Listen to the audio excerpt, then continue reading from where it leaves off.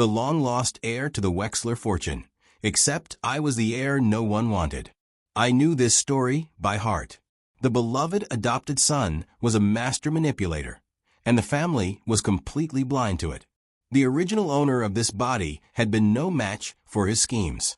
He ended up with a father who despised him, a mother who couldn't stand him, and 4 older sisters who wished he would disappear. But now, I was the one living this story, inside the real son's body. And I don't coddle two-faced snakes. Leo, this is all my fault, Mason Vance began, his voice thick with perfectly manufactured emotion. Please don't blame Mom and Dad. I'll leave right now. Thank you for raising me all these years. He sniffed, eyes glistening. I'll work hard. I'll pay back every penny the family spent on me. And, Leo, don't worry. I won't take a single thing that belongs to you. Just give me a little time. His performance was so over the top, I almost laughed. Then I remembered something important, the Wexler family's legendary blindness, and suddenly it all made sense. Just as I was about to shut him down, I heard it. A voice. Clear as day. Inside my head. Damn it. He actually came back. Does he really think he can just show up and steal my life? Dream on. Mom, Dad, my sisters, their hearts belong to me. Looks like I need a plan to get rid of him. It'd be even better if he just disappeared. Save me a lot of trouble. The Wexler fortune can only be mine. I froze. So did the rest of the family. Well, would you look at that? The universe had just handed me an easy win. 0-1. Leo, it's all my fault. Every last bit of it. Mason Vance cried out, making a grand show of dropping to his knees in front of me. I'm the one who stole your place as the Wexler heir all these years. I'm the one who enjoyed the family that was supposed to be yours. Please forgive me. I'd barely stepped through the front door. I hadn't even had time to take in my surroundings when this man materialized in front of me, spewing nonsense and trying to smash his knees into the marble floor. It took a second, but then it clicked. Classic divide and conquer. He knew the family adored him. He knew they'd never let him kneel. This wasn't an apology. It was a performance designed to paint me as the villain the moment I arrived. A 2-for-1 deal, martyrdom and character assassination. Just as predicted, before his knees could touch the floor, my 4th sister Chloe rushed forward and caught him, her eyes filled with adoration. Mason, what does any of this have to do with you? She cooed. You're a victim too. Then she shot me a look of pure disgust over his shoulder. Don't worry, she added. As long as we're here, no one is going to make you leave. It was as if my existence alone threatened him. Of course, they wouldn't let him kneel. That was the point. The act made me look like a complete jerk without me saying a single word. So what if he's the real heir? He has no power in this house. He'll learn to do what I say soon enough. Chloe stiffened. Where was that voice coming from? It sounded familiar. Too familiar. It sounded exactly like Mason. Honey, what did you just say? She asked, brow furrowing. Mason looked up at her, face full of confusion. Chloe, I didn't say anything. Are you feeling okay? You shouldn't be worrying about me. Take care of yourself. That was her sweet little brother, always thoughtful, always gentle. Not like Leo. Not like me. Sure, Mason wasn't their real brother by blood, but they'd lived with him for 18 years. Bonds like that didn't break easily. As for the voice, Chloe decided it must somehow be my doing. Leo, I'm warning you, she snapped. Don't try any tricks in this house. And don't even think about driving Mason away. He is our brother. He is part of this family. If you say one bad word to him, you'll answer to me. I was completely baffled. What had I even said? I hadn't opened my mouth once, and yet I was already the villain. Fine. You want drama? I can play that game. I understand, I stammered, my voice trembling. But Chloe, I haven't said anything since I got here. I never said I wanted Mason to leave. Why are you yelling at me? I know I'm not good enough. Switched at birth. Abused every day. Never enough food. Always cold. Spending my life doing chores on a farm. Someone like me doesn't belong in a family like the Wexlers. It's my fault. I never should have agreed to come back. I'm sorry for disrupting your perfect lives. I'm so. Before I could finish, my vision went black. I collapsed. This part wasn't acting. I'd planned to exaggerate, to show them what a real performance looked like. But this body was genuinely weak. Everything I said was the honest truth. While the fake heir lived in luxury, I grew up in a shack in Appalachia, lucky to eat once a day, beaten more often than not. This body was already broken. The emotional strain was the final straw. The sudden collapse threw the entire Wexler family into panic, especially Chloe. Guilt flickered across her face. She knew she'd gone too far. "What are you standing around for?" my father roared. "Call a doctor." A blessing in disguise. My fainting spell instantly made me the center of attention. Mason, meanwhile, was left standing alone, completely ignored. 02. His body is severely malnourished, the family doctor said after examining me. He'll need time to recover. The fainting was caused by extreme emotional distress. He should wake up soon. After the doctor left, the Wexlers didn't move. They stood around my bed, waiting. "Mom, it's my fault again," Mason began. "If it weren't for me, Leo wouldn't have." "Don't worry," he continued softly. "As soon as he wakes up, I'll apologize. Then I'll leave. I won't make him uncomfortable. Damn it. He better never wake up. Just die in your sleep and save me the trouble." The family flinched. They all heard it. That was Mason's voice, but his lips hadn't moved. "Mason, you're—" Chloe began, but the moment she tried to ask about the voice, her words vanished mid-sentence. Good. They couldn't question him yet. Not before his mask shattered. That was my cue. "Is this heaven?" I murmured as I woke, eyes fluttering. "It's so beautiful. No chores. No beatings. I can finally sleep, eat a full meal." My mother's face softened with pity. No matter how much they favored Mason, I was still her flesh and blood. Seeing my relief made guilt stab through her chest. "Leo, you're awake. Does anything hurt? I'm your mother. Don't scare me like that." I opened my eyes slowly. "So I'm not dead." The brief flicker of disappointment on my face cut her deeply. "Why would you die?" she said fiercely. "As long as I'm here, I'll never let you die." Confusion crossed my face. "But they always told me I was worthless, that it'd be better if I were dead. Is that true? Would everyone be happier if I died?" That did it. My mother exploded. "Who said that? Who dared say that? They're the worthless ones." She stopped abruptly, remembering who else was in the room. Mason. The moment her anger flared, Mason collapsed to the floor, curling into himself as if struck. "Mason, sweetie," she rushed. "I didn't mean it like that. You'll always be my precious boy." "Yeah," the sisters chimed in. "Don't overthink it. You're our baby brother." They surrounded him instantly. One tear for Mason, and the entire family fell apart. I lay there, watching silently. Their real son lay weak in bed, ignored. The fake one received all the love. And the cruel irony? Mason's biological parents were the ones who orchestrated the switch. Absolute madness. "Leo Wexler, how do you plan to compete with me? I'm still the favorite. But he's a liability. I need him gone, or I'll lose half the inheritance." Hearing his thoughts again, I glanced at Mason. He was staring straight at me, smirking. I smiled back. He was digging his own grave, and his thoughts were the shovel. Everyone could hear him. They just hadn't accepted it yet. "Are you the one doing this?" Chloe suddenly accused me. "Ever since you came back, we've been hearing voices. It must be you. You're trying to tear this family apart." Unbelievable. I curled into myself, shaking. "I don't know. I didn't do anything. Why doesn't anyone like me? Maybe I should just die. I'm worthless trash anyway. It wasn't perfect, but it was enough." "Chloe, that's enough," my mother snapped. She moved toward me, but Mason grabbed her hand. "Mom, I'm fine. Really. After all, I'm the one who took over Leo's life all these years."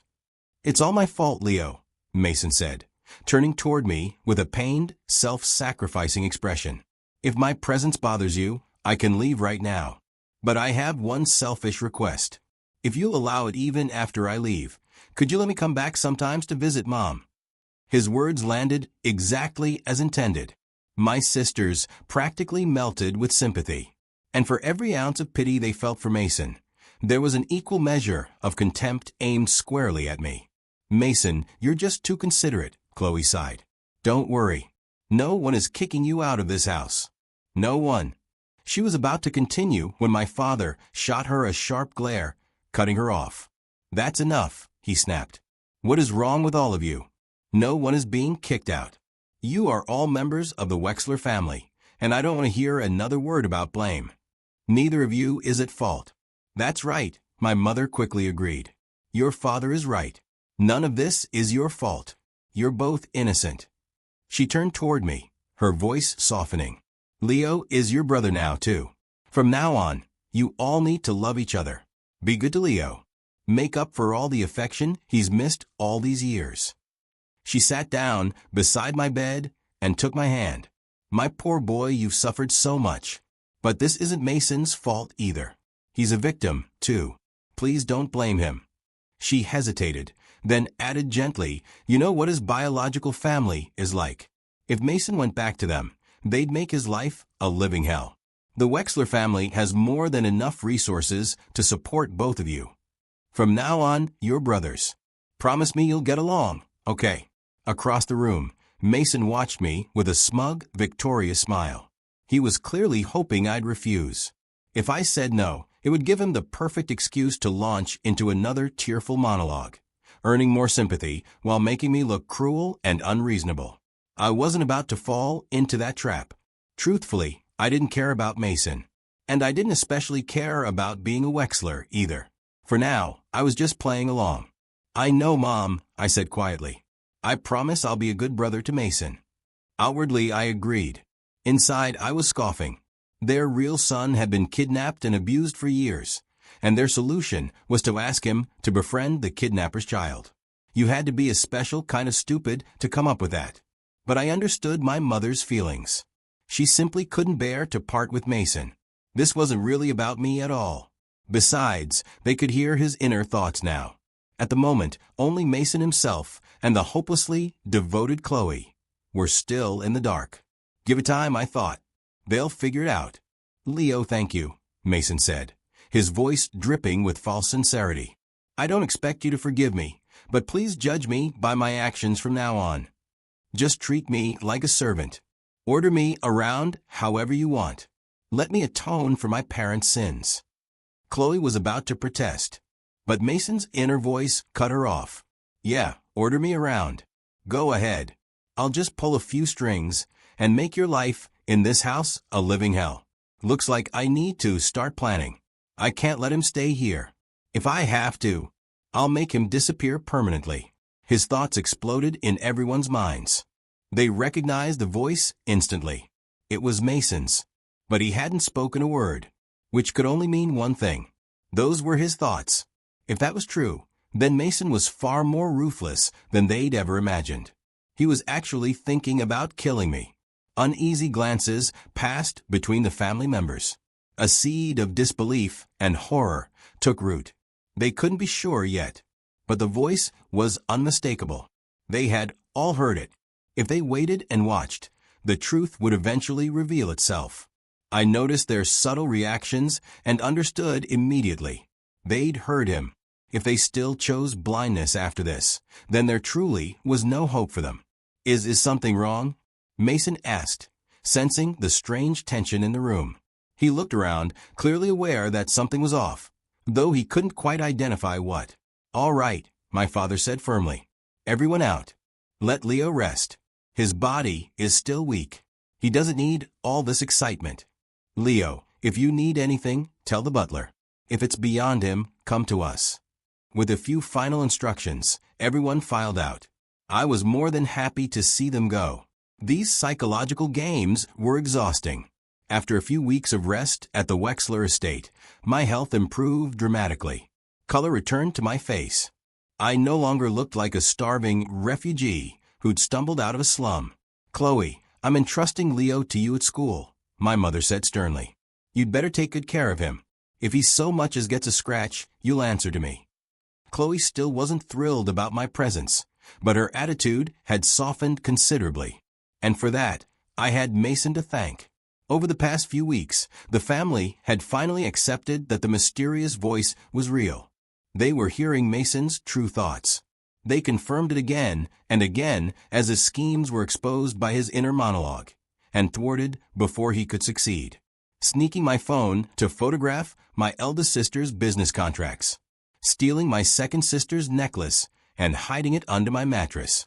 Using my phone to post slanderous comments about my third sister online.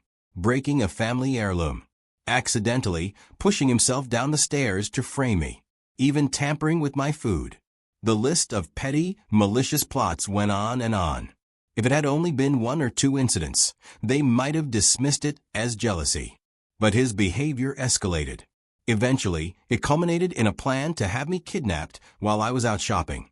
Fortunately, my mother had insisted I take bodyguards. Nothing happened, but the guards reported seeing several shady figures lurking nearby. There was no doubt Mason had hired them. And today was the day Chloe was supposed to take me to school for the first time. Predictably, Mason couldn't resist stirring up drama. "Leo, I'm so sorry," he whimpered, pointing at his injured ankle. "I shouldn't have gotten hurt, but it really hurts right now. Could you please let Chloe take me to the hospital first? The school isn't far. Would you mind taking the bus today? Let's see what you do now. Chloe adores me. She'll definitely take me to the hospital first. Enjoy public transportation." I nearly sighed. Damn it. I should have thought this through. I should have called her earlier, had her drop him off first and leave him stranded. Mason put on his most pitiful puppy dog expression, but his inner thoughts were pure venom. Chloe glanced at him, then called the butler over. "Take Mason to the hospital. Have them check his ankle thoroughly. I don't want any lasting damage. Keep me updated." Then she turned to me. "Leo, let's go. I'll take you to school." I followed her out, leaving a completely stunned Mason behind. "Mr. Mason, shall we go to the hospital?" the butler asked politely. "No," Mason snapped. Once the family was gone, his mask fell. His face darkened as he stormed back to his room. Something felt deeply wrong in the house lately, but he couldn't figure out what had changed. At school, Chloe handled my registration paperwork. "You're in the same class as Mason," she said. "If you need anything, come find me. Try to get along with your classmates." Perhaps out of guilt, she couldn't quite meet my eyes. She left quickly, almost like she was fleeing the scene of a crime. I didn't mind. I gathered my things and headed to my classroom. The door was slightly ajar. I glanced up and smirked. How childish. Clearly Mason's followers were behind this, a little welcome hazing. "How pathetic," I muttered. I pushed the door open as they intended. A bucket of water tipped toward me. But before it could spill, I raised my hand and caught it midair. Gasps filled the room. Under their shocked stares, I tilted the bucket and made sure everyone got a splash. "What are you doing?" "My clothes, they're soaked." "Are you insane?" They erupted, faces twisted with rage. I, however, put on my most innocent expression. "Anyone can play the victim," I said softly. "You've got it all wrong. I thought this was a surprise you planned for me. I was just playing along. You don't think this is fun, or was this little surprise meant for someone else?" My explanation left them speechless.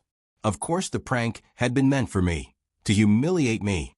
They never expected it to backfire. "Of course you're from the countryside. No class at all. He doesn't deserve to be a Wexler. Living off the Wexler's money, and he's the reason Mason sprained his ankle. If it were me, I'd be too ashamed to stay." They'd been completely brainwashed by Mason. Fine. If that's how they wanted to play it, I'd fight fire with fire. "Are you talking about me?" I asked calmly. "You've misunderstood. I'm not that kind of person. I didn't hurt Mason.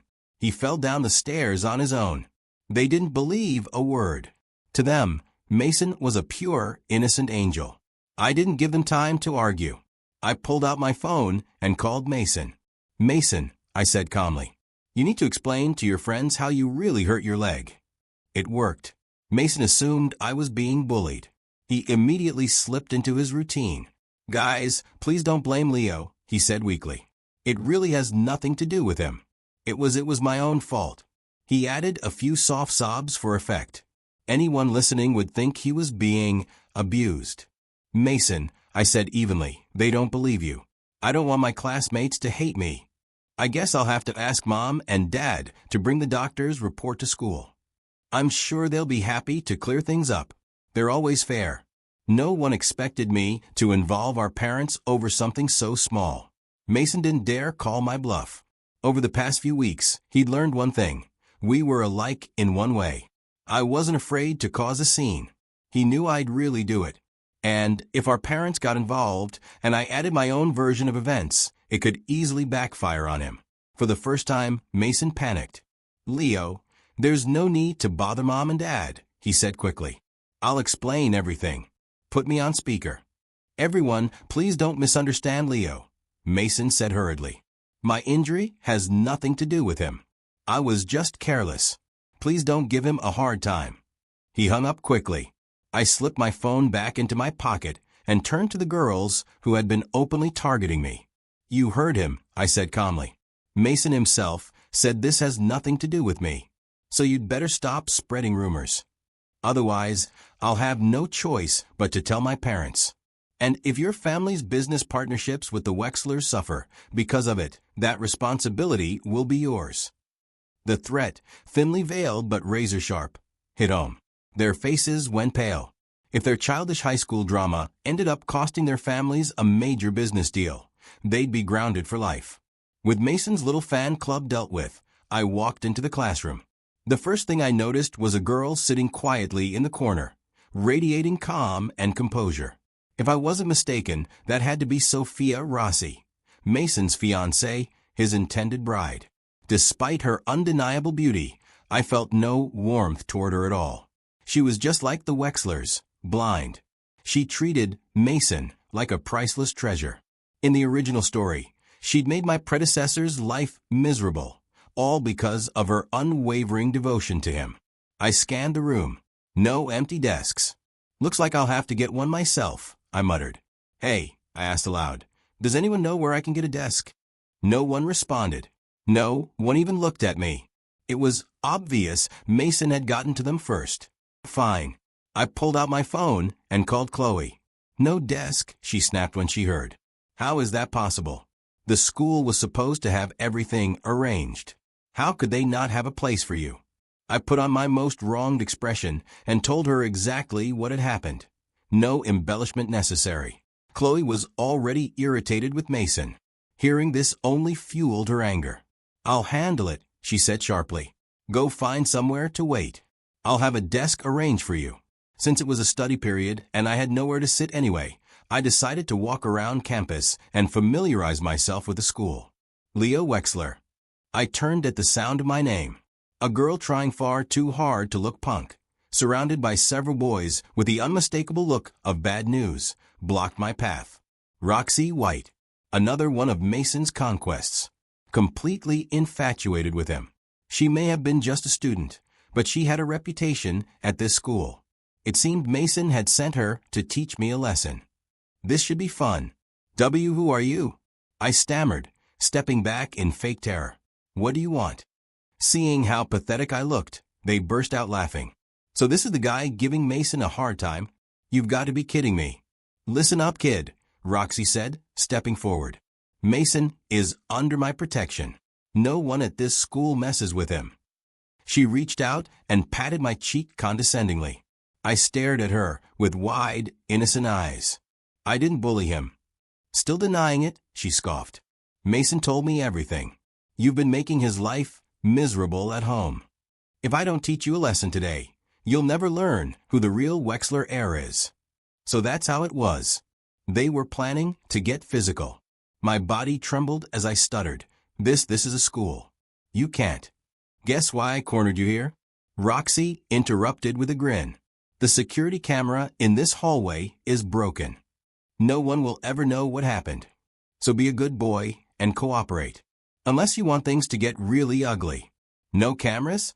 In that case, I didn't need to keep acting. It was getting exhausting. You should have just said there were no cameras, I sighed. You could have saved me a lot of effort. They stared at me, stunned. My sudden change in demeanor left them completely speechless. "Roxy," I said calmly, "I don't hate girls. But that only applies if you stay out of my way and don't do anything stupid." Before she could even process my words, I moved. This body was still weak, but the combat instincts from my past life were razor sharp. My time at the Wexler estate had improved my physical condition, and these guys were nothing more than wannabe gangsters. All talk. In a real fight, they were pathetic. Less than 2 minutes later, all of Roxy's boys were on the ground, groaning in pain. "Are we clear now?" I asked. "Think before you act next time. At your age, you should be studying, not playing gangster. It's a dead end, and you're seriously weak." I patted Roxy's cheek, just like she'd done to me, then turned and walked away. Hitting a girl wasn't my style, but today's lesson would be more than enough. Besides, the camera was broken. No one would ever know. And even if they told someone, who would believe that a frail-looking guy like me took down a whole group? By the time I returned to the classroom, Chloe had already handled everything. A new desk and chair waited for me, and the way my classmates looked at me had changed. Chloe had clearly given them a stern warning. They no longer dared to openly antagonize me.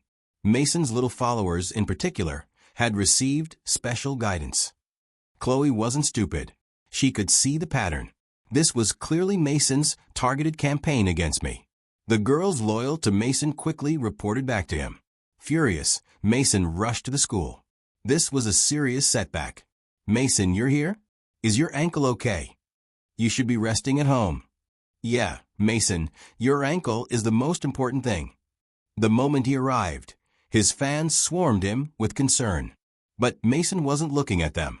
The first thing he did was scan the room for me. Damn it. It must have been him. He must have told Chloe. Why else would she warn them?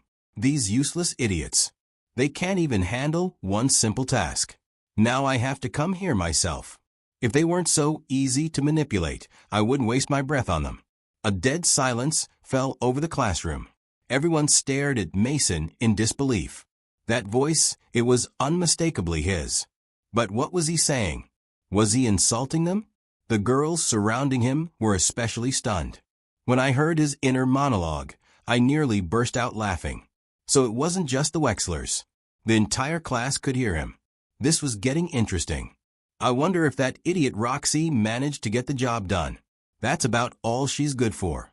Once I get pictures of Leo hanging out with those thugs and show them to Mom, Dad, and my sisters, they'll be furious. Roxy, who had rushed over after hearing Mason was at school, arrived just in time to hear his thoughts. It was devastating. She'd done so much for him. This was what he really thought of her. "Roxy, you're here," Mason said warmly, switching masks instantly. "What happened? You look pale. Are you not feeling well?" Roxy forced a smile. "I'm just a little under the weather," she said lightly. "Nothing serious." "Great. Just my luck. She's sick. Now there's no one to deal with Leo. What's going on lately?" "Nothing's going my way. The stress is killing me. I need to blow off some steam. I'll go to the club tonight. The one from last time was good. I think I'll request number 88 again. A ticking time bomb." I had to bury my face in my arms to hide my laughter. The best part? He was exposing himself right in front of his fiancée, Sophia Rossi, who was famously intolerant of any kind of impurity, especially in her man. Why is Sophia staring at me? Does she miss me? I bet she does. I'm so charming. She probably can't sleep without me. What does Leo have that I don't? Once Sophia and I marry, my position in the Wexler family will be untouchable. Who cares if I'm not their real son then? These idiots are so easy to fool. I can tell them anything. They don't even know I'm the real impostor. Leo's the real heir. My mother switched us at birth. I couldn't hold it anymore. My shoulders shook with silent laughter. Everyone else looked grim. They had defended this man. He had played them all like fools. I hear Sophia's older sister is even more beautiful. And she's powerful. A mature woman like that probably likes younger guys, right? If I could get Isabella Rossi too. A sister sandwich. Sophia on Mondays, Wednesdays, and Fridays. Isabella on Tuesdays, Thursdays, and Saturdays. Now that's the life. Sophia's expression turned ice cold.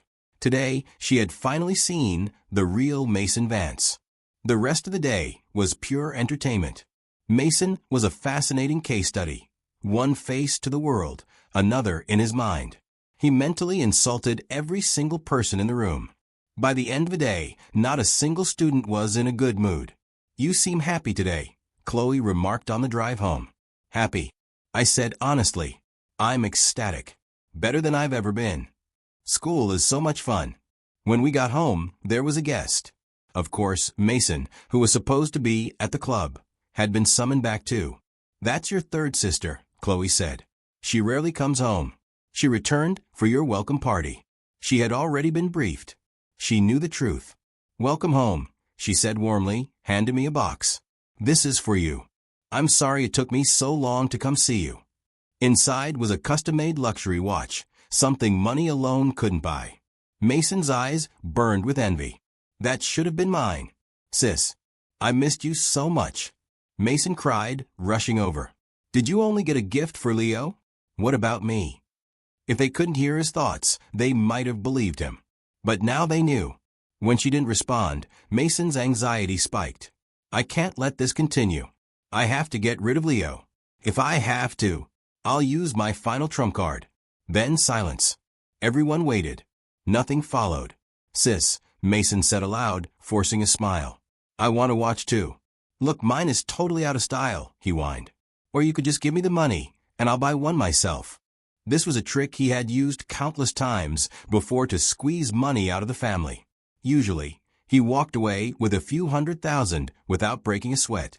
But this time, when he asked for cash, our third sister only handed him $10,000. "I've invested most of my money recently," she said calmly. "I'm a little short on cash. This is all I have on me right now. I'll transfer you more when my investments pay out." $10,000. Mason twitched. "It's because of him. It's all because of Leo. I'll make him pay." He shot me a venomous glare. I merely shrugged, "Bring it on." As long as I could hear his thoughts, none of his schemes scared me. And soon enough, I found out what his so-called trump card was. "Welcome home party," Mason said suddenly, his lips curling into a sly smile. "Leo, our eldest sister is looking for you. She said it's urgent. Go on. Go. The moment you step into her room, your reputation will be ruined. I've already drugged her. Hurry up." A brother making a move on his own sister. Let's see how you stay in the Wexler household after that. Once you're finished, the family fortune will be mine.